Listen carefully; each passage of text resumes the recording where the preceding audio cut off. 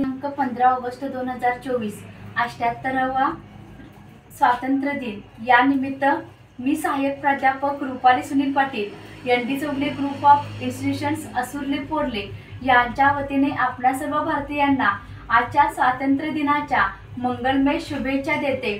तो दिवस होता 15 ऑगस्ट 1947 ला 47चा की ज्या दिवशी आपल्या भारताला स्वातंत्र्य मिळालं।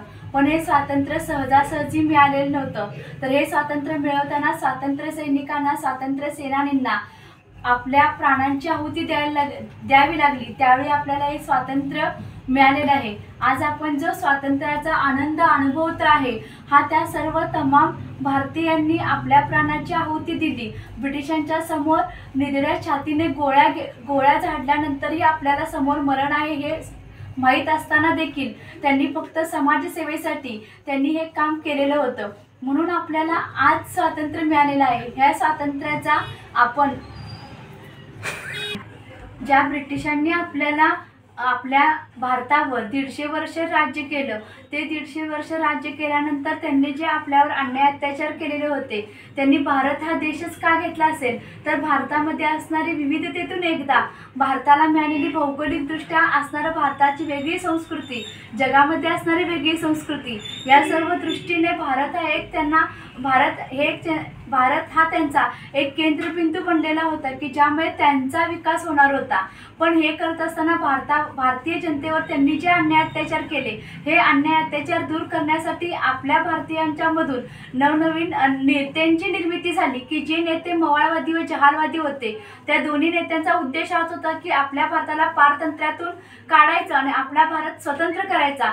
हा स्वतंत्रता मिळवण्यासाठी ज्या नेत्यांनी अहोरात्र प्रयत्न केले, आपल्या प्राणांची आहुती दिली, त्यांना आदरांजली वाहण्याचा हा आजचा दिवस आहे।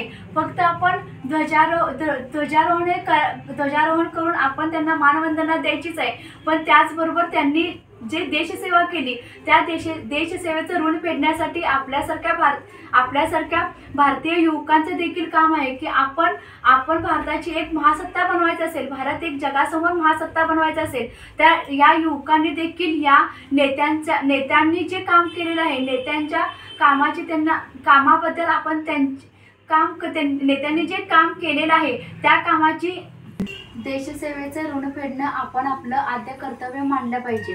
विविधतेतून एकता असणारा आपला देश, ज्या देशामध्ये एक आदर्श संस्कृती आहे की आणि ज्या देशाचं प्रशासन हे संविधानावर चालतं, जे संविधान भारतीय संविधान आज जगासमोर देखील एक आदर्श आहे।